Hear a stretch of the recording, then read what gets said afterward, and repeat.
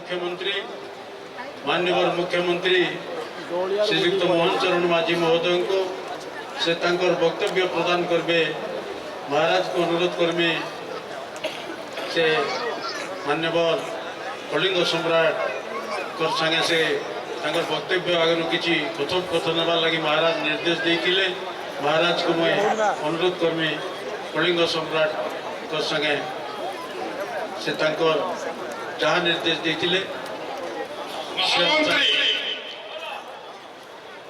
मोर आज सौभाग्यर दिन महाराज कहीं घड़ी मुहूर्त महाराज जाइए पुतला सुंदरी महाराज जाइए मोर स्वरवल्लभी महाराज काणीराग जी शरणागत महाराज ये दुर्दिन समय उपस्थित अच्छा मोर ठारे कलिंग सम्राट महाराज धन्य विधेहरा त्रिभुवन विजयी महाराज कंस महाराज एदर देउची आदेश मोरी मथुरा प्रवासी आबाल वृद्ध वृतांग सुचिंतित मंतव्य जणाइले समस्त मथुरा प्रवासी आनंद उल्लास हरिबल ओळावळी रही संवर्धना जणाइबे ए कलिंग सम्राट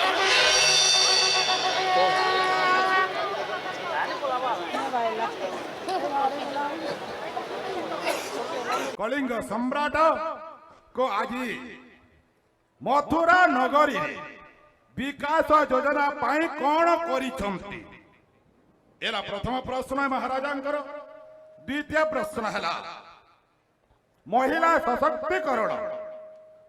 सशक्तिकरण पाई कौन पदक्षेप नहीं एवं तृतीय प्रश्न है हे मथुरा प्रवासी आबाल वृद्ध वृद्ध मोहरी मथुरा कृषि अंचल सर्वाधिक चाषी रहती मोहरी यही मथुरा गढ़ तांकरी उपरे कृषक मानक योजना उपरे केते कार्य फलप्रद होईछि ताहा सुचिंतित मंतव्य देले त्रिभुवन विजय कंस आत्मतृप्ति लाभ करिवो।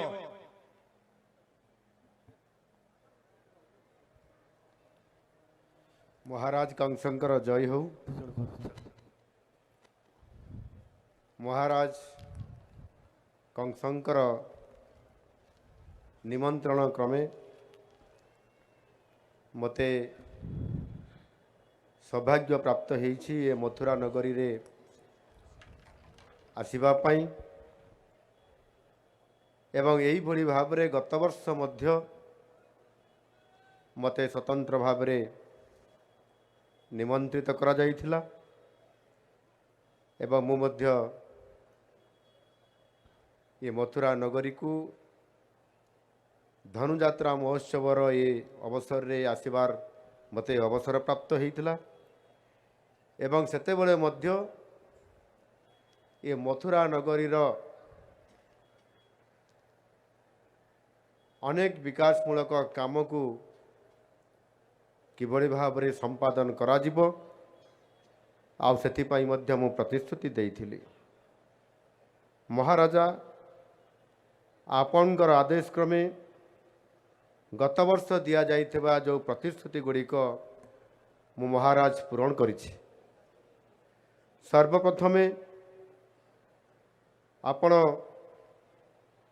ये जो धनुजात्रा होउछि ये होउछि विश्वर सर्वबृहत खुला मंचर ये धनुजात्रा आ ये धनुजात्रा उत्सवर जो आमर राजमहल रही ये प्रतिवर्ष अस्थायी भाव में करा जाउछि एणु आपण को बहुत असुविधा होउछि आ ताहा स्थायी भाव में राजमहल निर्माण करिबा पई आपण मते आदेश देइथिले। आपणकर ये आदेश को मो रक्षा करिकरी एथिरे मोर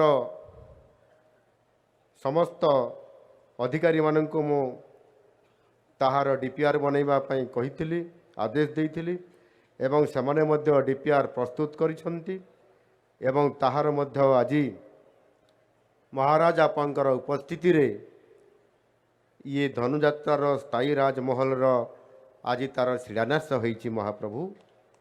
ମହାରାଜ ଏଥିରେ ସମୁଦାୟ 13 କୋଟି ଟଙ୍କା ଖର୍ଚ୍ଚ ହେବା ପାଇଁ ଆମ ସରକାର ଏଥିରେ ଏଷ୍ଟିମେଟ୍ରେ ଯେଉଁ ପ୍ରାବଧାନ ଅଛି ତାକୁ ମଞ୍ଜୁର କରିଛନ୍ତି। ଏହା ସହିତ ଆପଣ କହିଥିଲେ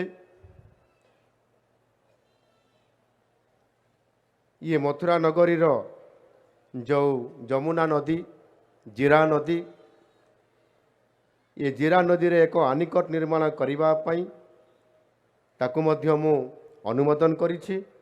ଏଥିରେ ସମୁଦାୟ 114 କୋଟି ଖର୍ଚ୍ଚ ହେବ। କିନ୍ତୁ ଗତ ବର୍ଷ ମୁଁ ଯେତେବେଳେ ଆସିଥିଲି ମୁଁ ଘୋଷଣା କରିଥିଲି 80 କୋଟି ଟଙ୍କା ଖର୍ଚ୍ଚ ହେବା ପାଇଁ। କିନ୍ତୁ ଯେତେବେଳେ DPR ପ୍ରସ୍ତୁତ କରାଗଲା ଏହାର ଆହୁରି ଅଧିକ ତାକୁ ଭଲ ଭାବରେ ନିର୍ମାଣ କରିବା ପାଇଁ ଏବଂ ଶେଷରେ ଏଷ୍ଟିମେଟ୍ ଅନୁଯାୟୀ 115 କୋଟି ଏଥିରେ ରଖାଯାଇଛି ଏବଂ ତାହାର ମଧ୍ୟ ଆଜି ଶିଳାନ୍ୟାସ କରାଗଲା ମହାରାଜ। ଏବଂ ତୃତୀୟରେ ଯେଉଁ ବରଗଡ଼ ଟାଉନରେ ଯେଉଁ କେନାଲ ଅଛି ଏ ବରଗଡ଼ ଟାଉନ କେନାଲ ଉପରେ ଏକ ବକ୍ସ କଣ୍ଡୁଇନ୍ ଏବଂ କେନାଲର ସୌନ୍ଦର୍ଯ୍ୟକରଣ କରିବା ପାଇଁ ଏ କଥା ମଧ୍ୟ ଆମେ ତାକୁ ସମ୍ପୂର୍ଣ୍ଣ କରିବା ପାଇଁ ଆଲୋଚନା ହେଇଥିଲା। ଆଉ ତାହା ମଧ୍ୟ ଆଜି ଆମ ସରକାର କରିବା ପାଇଁ ନିଷ୍ପତ୍ତି ନେଇଛନ୍ତି। ସେଥିରେ 40 କୋଟି ଟଙ୍କା ଖର୍ଚ୍ଚ କରିବା ପାଇଁ ମଧ୍ୟ ଏଥିରେ ତାହାର ଏଷ୍ଟିମେଟ୍ କରାହେଇଛି ଏବଂ ତାହା ମଧ୍ୟ ଆଜି ତାହାର ଶିଳାନ୍ୟାସ ହେଇଛି। ଖୁବ୍ ଶୀଘ୍ର ଏ କାର୍ଯ୍ୟକ୍ରମ ମଧ୍ୟ ସମାପ୍ତ ହେବ। ଇଏ ପ୍ରଥମ ପ୍ରଶ୍ନର 3ଟି ଉତ୍ତର ମୁଁ ଆପଣଙ୍କ ପାଖରେ ରଖିଛି ମହାରାଜ। ମହାରାଜ ଏଥିରେ ଆହୁରି ଅନେକ ଏ ମଥୁରା ନଗରୀ ଏବଂ ମଥୁରା ରାଜ୍ୟରେ କିଭଳି ଭାବରେ ଅଧିକ ଏ ଅଞ୍ଚଳର ବିକାଶ ହୋଇପାରିବ, ଏ ଅଞ୍ଚଳରେ ଲୋକମାନଙ୍କୁ ଉପଯୁକ୍ତ ସେବା ପ୍ରଦାନ କରାଯାଇପାରିବ, ସେଥିପାଇଁ ଆମ ସରକାର ଅନେକ ଯୁଗାନ୍ତକାରୀ ପଦକ୍ଷେପ ନେବା ପାଇଁ ସ୍ଥିର କରିଛନ୍ତି। ଆଉ ସେଥିପାଇଁ ମଥୁରା ନଗରୀରେ 1362 କୋଟି 85 ଲକ୍ଷ ଟଙ୍କା ବିନିଯୋଗରେ 123ଟି ନୂଆ ପ୍ରକଳ୍ପର ଭିତ୍ତିପତ୍ର ସ୍ଥାପନ ଆଜି କରାଗଲା ମହାରାଜ। ଏବଂ ତାହା ସହିତ ମଧ୍ୟ ଉଦ୍ଘାଟନ ମଧ୍ୟ ଅନେକ ପ୍ରକଳ୍ପର କରାଗଲା। ଏଥିରେ କୃଷି, ଜଳସେଚନ, ଯୋଗାଯୋଗ, ସ୍ୱାସ୍ଥ୍ୟ ସେବା ପରି ଅନେକ ଜନକଲ୍ୟାଣକାରୀ ପ୍ରକଳ୍ପର ଆଜି ଶ୍ରୀ ଗଣେଶ ଏବଂ ଶିଳାନ୍ୟାସ କରାଗଲା। ସେହିଭଳି ଭାବରେ ଆହୁରି ଅନେକ କିଛି କାର୍ଯ୍ୟକ୍ରମ ଅଛି। ଯେହେତୁ ମୋତେ ଆତିଥ୍ୟ ଦେଇଛନ୍ତି, ପ୍ରତିବର୍ଷ ଆସିବା ପାଇଁ ନିମନ୍ତ୍ରଣ କରିଛନ୍ତି, ଆଉ ସେଥିପାଇଁ ମୁଁ ଅଧିକ ଏ ମଥୁରା ନଗରୀକୁ ଉପହାର ଦେବା ପାଇଁ ଆହୁରି ଅନେକ ଉପହାର ନେଇକରି ଆସିଛି ମହାରାଜ। ଜିରା ନଦୀରେ ସ୍ୱେରେଜ ଟ୍ରିଟମେଣ୍ଟ ପ୍ଲାଣ୍ଟ ସ୍ଥାପନ କରିବା ପାଇଁ ଏଥିରେ ଯେତେବେଳେ ଆପଣଙ୍କର ପ୍ରଜାମାନଙ୍କର ଦାବି ଆସିଲା ଏ କଥାକୁ ମୁଁ ଗୁରୁତ୍ୱ ଦେଇ ଜିରା ନଦୀରେ 132 କୋଟି 10 ଲକ୍ଷ ଟଙ୍କାର ଏକ ସ୍ୱେରେଜ ଟ୍ରିଟମେଣ୍ଟ ପ୍ଲାଣ୍ଟ ଏଥିରେ ସ୍ଥାପନା କରିବା ପାଇଁ ଆମ ସରକାର ନିଷ୍ପତ୍ତି ନେଇଛନ୍ତି। ତା ସହିତ ଆପଣଙ୍କର ଏଠି ପ୍ରଜାମାନେ ସେମାନଙ୍କର ଯେଉଁ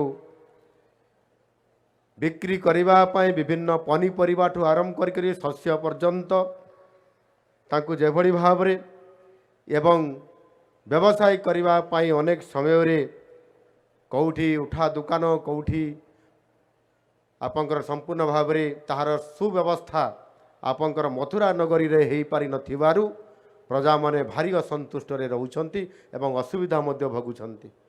ସେହି କାରଣରୁ ଆମ ସରକାର ନିଷ୍ପତ୍ତି ନେଲେ ଏଥିପାଇଁ ମଧ୍ୟ ଗୋଟିଏ ଭେଣ୍ଡିଂ ଜୋନ୍ କରିବା ପାଇଁ ଆଉ ସେଥିପାଇଁ 30 କୋଟି ଟଙ୍କାର ଏକ ଅଟକଳ କରି ତାକୁ କାର୍ଯ୍ୟକାରୀ କରିବା ପାଇଁ ଆମ ସରକାର ନିଷ୍ପତ୍ତି ନେଇଛନ୍ତି ମହାରାଜ। ତା ସହିତ ଇଏ ବରଗଡ଼ ଆଉ ଆପଣଙ୍କର ମଥୁରା ନଗରୀରେ ଯେଭଳି ଭାବରେ ଲୋକସଂଖ୍ୟା ବୃଦ୍ଧି ଘଟୁଛି ଯାନବାହନ ଚଳାଚଳରେ ତାର ଆବଶ୍ୟକତା ବଢ଼ୁଛି ଏବଂ ତାହା ସହିତ ମଧ୍ୟ ଯେଭଳି ଭାବରେ ଏଠି ବସ୍ ଚଳାଚଳ ହେଉଛି ଏବଂ ସେଥିପାଇଁ ଏକ ବଡ଼ ବସ୍ ଷ୍ଟାଣ୍ଡର କରିବା ପାଇଁ ଆମ ସରକାର ନିଷ୍ପତ୍ତି ନେଇଛନ୍ତି। ଆଉ ସେଥିପାଇଁ ଇଏ ବରଗଡ଼ ସଦରର ଏ ମୁଖ୍ୟ ସଦର ମହକୁମାରେ 66,64,00,00,000 ଟଙ୍କାରେ ଏକ ଅଟଳ ବସ୍ ଷ୍ଟାଣ୍ଡ ନିର୍ମାଣ ହେବା ପାଇଁ ଆମ ସରକାର ନିଷ୍ପତ୍ତି ନେଇଛନ୍ତି ମହାରାଜ। ଏବଂ ଏହା ସହିତ ଆମର ଗ୍ରିଣ୍ଡଲ ଠାରେ ଏକ ଅନ୍ତର୍ନଦୀ ଜଳାଶୟ ନିର୍ମାଣ କରିବା ପାଇଁ ମଧ୍ୟ ଆମ ସରକାର ନିଷ୍ପତ୍ତି ନେଇଛନ୍ତି। ଏଥିରେ ମଧ୍ୟ 150 କୋଟି ଟଙ୍କା ମାଧ୍ୟମରେ ନିର୍ମାଣ କରିବା ପାଇଁ ଆମ ସରକାର ନିଷ୍ପତ୍ତି ନେଇଛନ୍ତି। ଏ 4ଟି ପ୍ରକଳ୍ପ ପାଇଁ ସମୁଦାୟ 378 କୋଟି 10 ଲକ୍ଷ ଟଙ୍କାର ଅର୍ଥ ଆମ ରାଜ୍ୟ ସରକାର ନିଷ୍ପତ୍ତି ନେଇଛନ୍ତି, ଅନୁମୋଦନ କରିଛନ୍ତି। ଏଣୁ ନିଶ୍ଚିତ ଭାବରେ ଇଏ ମଥୁରା ରାଜ୍ୟରେ ବରଗଡ଼ ମହାନଗରୀରେ ଯେଉଁ ସବୁ ସମସ୍ୟା ଅଛି ତାକୁ ଆଗାମୀ ଦିନରେ ଆମ ସରକାର ପୂରଣ କରିବା ପାଇଁ ପ୍ରତିଶ୍ରୁତିବଦ୍ଧ ମହାରାଜ। ଆପଣଙ୍କର ଦ୍ୱିତୀୟ ପ୍ରଶ୍ନ, ଇଏ ମଥୁରା ନଗରୀରେ ଯେଉଁ ମହିଳାମାନେ ଅଛନ୍ତି ସେ ମହିଳାମାନଙ୍କର ପାଇଁ ମହିଳା ସଶକ୍ତିକରଣରେ ଆମ ରାଜ୍ୟ ସରକାର କ'ଣ ପଦକ୍ଷେପ ନେଇଛନ୍ତି? ମହାରାଜ, ଆମ ସରକାର ଆସିବା ପୂର୍ବରୁ ଯେତେବେଳେ ଘୋଷଣା ପତ୍ରରେ ସ୍ଥାନିତ କରିଥିଲେ ଯଦି ଆମ ଦଳ ସରକାରକୁ ଆସିବ ତେବେ ସର୍ବପ୍ରଥମେ ମହିଳାମାନଙ୍କୁ ସଶକ୍ତକରଣ କରିବ। ଆଉ ସେଥିରେ ମହିଳାମାନଙ୍କୁ ସଶକ୍ତକରଣ କରିବା ପାଇଁ ଯାଇ ଏକ ସ୍ୱତନ୍ତ୍ର ଭାବରେ ସୁଭଦ୍ରା ଯୋଜନା ଲାଗୁ କରିବା ପାଇଁ ଆମ ସରକାର ଆସିବା ପୂର୍ବରୁ ଆମ ଦଳ ମ୍ୟାନିଫେଷ୍ଟୋରେ ବା ଘୋଷଣାପତ୍ରରେ ସ୍ୱତନ୍ତ୍ରତା ଦେଇଥିଲେ ଏବଂ ଆମ କଳିଙ୍ଗ ରାଜ୍ୟରେ ଏ କଥାକୁ କଳିଙ୍ଗବାସୀ ମଧ୍ୟ ଗ୍ରହଣ କରିଥିଲେ ଏବଂ ସରକାର ବଦଳେଇଥିଲେ। ନୂଆ ସରକାର ଆସିଥିଲା ଏବଂ ଭାରତ ବର୍ଷର ସମ୍ରାଟ ଯଶସ୍ୱୀ ପ୍ରଧାନମନ୍ତ୍ରୀ ନରେନ୍ଦ୍ର ମୋଦିଜୀଙ୍କର ଆଶୀର୍ବାଦରେ ଡବଲ ଇଞ୍ଜିନ୍ର ସରକାର ଯେତେବେଳେ ଆମର କଳିଙ୍ଗରେ ଶାସନ କରିବା ପାଇଁ ଅଧିକାର ପ୍ରାପ୍ତ ହେଲା ସଙ୍ଗେ ସଙ୍ଗେ ଆମେ କ୍ୟାବିନେଟ୍ ବସେଇ ସେଇଦିନ ହିଁ ନିଷ୍ପତ୍ତି ନେଇଥିଲୁ ମହିଳାମାନଙ୍କୁ 50,000 ଟଙ୍କାର ଆର୍ଥିକ ସହାୟତା ପ୍ରଦାନ କରିବୁ ଏବଂ ପ୍ରତିବର୍ଷ 10,000 ଟଙ୍କା ଦେବୁ, ଗୋଟିଏ କିସ୍ତିରେ 5,000 କରି। ଆଉ ସେଥିପାଇଁ ଆପଣଙ୍କର ମଥୁରା ନଗରୀର ସମସ୍ତ ମହିଳାମାନଙ୍କୁ, ସମସ୍ତ ମୋର ସୁଭଦ୍ରା ଭଉଣୀମାନଙ୍କୁ ଆମେ 10,000 ଟଙ୍କା ଲେଖା ପ୍ରତିବର୍ଷ ହିସାବରେ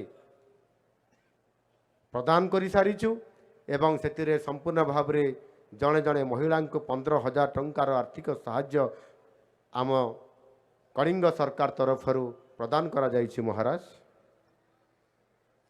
ସେଇଭଳି ଭାବରେ ଆପଣଙ୍କର ତୃତୀୟ ପ୍ରଶ୍ନରେ କୃଷକମାନଙ୍କର ସଶକ୍ତିକରଣ କଥା କହିଛନ୍ତି। ଇଏ ବରଗଡ଼ ହେଉଛି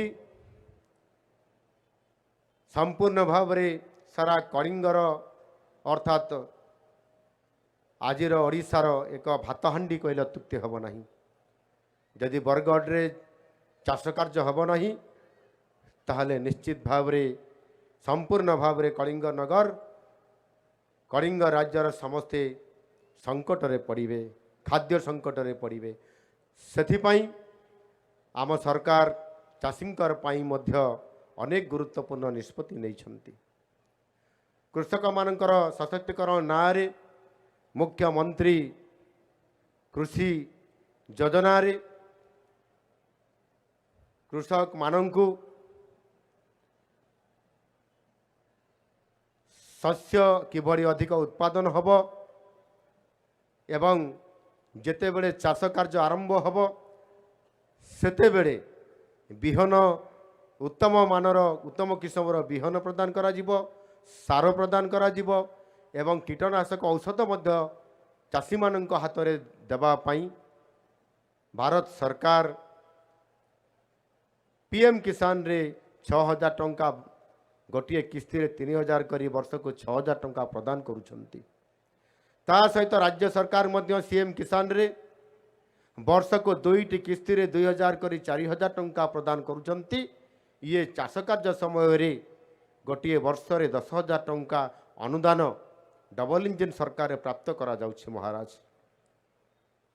ଏବଂ ଯେତେବେଳେ ଚାଷ ହେଲା ପରେ ଯେଉଁ ଶସ୍ୟ ଆମଦାନୀ ହେଉଛି ସେ ସମୟରେ ଯେଉଁ କେନ୍ଦ୍ର ସରକାର ନିର୍ଦ୍ଧାର୍ଯ୍ୟ କରିଛନ୍ତି MSP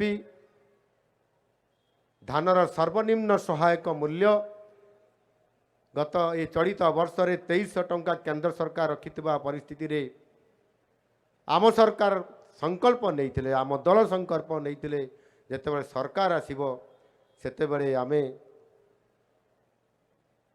पर क्विंटाल धान को आम 3,100 टंकार अर्थात 3100 टंकार पर क्विंटाल हिसाब से सरकार किणवे एवं चाषींकर जो सर्वनिम्न सहायक मूल्य सहित आम वन साकार इनपुट असिस्टेंट आकार 800 टंका पर क्विंटाल रे प्राप्त करूँ। महाराज आप जानी अतीत जिते बड़े गत 24 वर्षर कलिंगर सम्राट जिते बड़े घोषणा करते आपंकर बरगढ़ जिलार सहेलार चाषींकर से कही पर क्विंटाल रे 100 टंका बोनस देवे बोली, किंतु तांकर कथा पानीर गार सदृश रहीगला, से 100 टंका दे पारिले नहीं। आपर मान्यवर विधायक आपंकर राज्य अतिथि हिसाब से मंच रे आज अछंती, से कहते एठी जे तांकर वंशर जो राजूती थिला कलिंगरे 34 वर्ष एटी शासन करले, किंतु कलिंगर विकास हला नहीं, आ मथुरा नगरीर मध्य कौन सी विकास ही पारला नहीं। किंतु आज आम सरकार आसिला परे आमे चाषींकर पाई अनेक जुगान्तकारी पदक्षेप नहींचु। आउ सेथिपाई आज एठी चाषी आज तांकु आमे इनपुट असिस्टेंट हिसाब रे 800 टंका, जदि ये बरगढ़ एक चाषी अंचल एठिकार चाषी खरीफ ऋतु रे रवि ऋतु रे अनेक फसल एठी उत्पादन करुछि एवं पर क्विंटाल रे एठी मध्य अधिक धान उत्पादन होउछि। हिसाब करी देखा जाइछि जे प्रति चाषी एठी इनपुट असिस्टेंट हिसाब रे पाखा पाखी 50,000 टंका ए अंचल चाषी सी अधिक टंका एठी प्राप्त होउछि। जदि आमे गोटे चाषी परिवार रो हिसाब करिबा महाराज, ताहले चाषी को इनपुट असिस्टेंट हिसाब रे 40 टंका आमे प्रदान 40,000 टंका प्रदान करलु। डबल इंजन सरकार रे पीएम किसान सीएम किसान रे 10,000 टंका प्राप्त हैला। एवं सही बड़ी भाव जदि आमे देखिबा ताहले सही चाषी परिवार रो सुभद्रा योजना रे पाउथबा हमर माँ भौणी माने समाने मध्य 10,000 पाउछंती। स्वतंत्र भाव में बरगढ़ अंचल चाषी 50,000 टंका इथिरे अधिक आर्थिक सहायता तांको पाखकु आसुछि। ये समस्त को जदि देखिबा ताहेले 70,000 टंका अधिक ये बरगढ़ अंचल अर्थात मथुरा नगरीर समस्त चाषी माने आज उपकृत होउछंती महाराज। एणु आपण जेतिकी आशा करिथिले ता ठारू आम सरकार अधिक चाषींकर पई काम करूछंती। तथापि आज जिते बड़े मु आपंकर निमंत्रण को रक्षा करी मथुरा नगरी को आसी आपण दरबार को आसवा पूर्वर आपंकर प्रजा माने मते अतिथि भवन रे देखा करी मते विभिन्न समस्या चाषींकर बाबद रे आलोचना करुथिले। मते दाबी प्रस्ताव मान मध्य देइछंती। सेथिरे ये खरीफ रे रवि रे एवं धान संग्रह समय रे किभଳି भाबरे आपंकर धान को लिफ्ट करा जाई पारु नाही, केते बळे कटनी छटनी होउछि, केते बळे टोकन लेट रे प्राप्त होउछि बोली ये समस्त गोटे मुहूर्त गोटे 2 दिन समस्या महाराज ये समस्या को निश्चित भाव में आम सरकार समाधान करेंगे तिले मात्र एथिरे संदेह नहीं मु आपन को कथा दउछि प्रतिश्रुति दउछि यह निश्चित भाव में खूब शीघ्र ये समस्यार समाधान हेबो एवं सेथिपाई मु अवगत निमंते आपन को सूचई देबा पई चाहूछि जे 2023-24 खरीफ और रबी ऋतु रे आपनकर ये मथुरा नगरी रे अर्थात बरगढ़ अंचल रे 2,08,692 जन चाषी ठारू 12,36,000 मेट्रिक टन धान संग्रह करा जाइथिला एवं चाषी मानकु एथि निमंते 2,698 कोटी 79 लक्ष टंका प्रदान करा जाइथिला जहाँकि अन्य राज्य तुलन में यथेष्ट अधिक महाराज से बड़ी भाव में 2024-25 आर्थिक वर्षर खरीफ एवं रबी ऋतु रे ये आहुरी अधिक 2,41,135 जन चाषी को 13,69,000 मेट्रिक टन ये धान संग्रह करा जाइथिला एवं सेथिरे जदि आमे देखिबा ताहले समस्त ये अर्थराशि को मिसेइले ये बरगढ़ अंचल चाषी को संपूर्ण भाव में 4,338 कोटी 34 लक्ष टंका समान को प्रदान करा जाइछि जहाँकि सर्वकालीन रेकर्ड महाराज एणु निश्चित भाव में मु भाविबी एथिरे आपण जो मते आशा करथिले मथुरा महानगरीर मथुरा राज्यर समस्त चाषी एवं समस्त महिला माने एवं समस्त ये अंचल मथुरावासी किभली भाव में सुख शांति रे सेमानंकर उन्नति हेब सेमानंको अधिक सेवा दिया जाई पारिबो ताहा आम सरकार आज आपंकर कथा अनुसार आपंकर परामर्श अनुसार ताकू आम सरकार पूरण करने जाउछंती एणु आपण को मु निश्चित भाव में एथिरे जो प्रश्न कही से प्रश्नर उत्तर मु आपन पाखरे रखी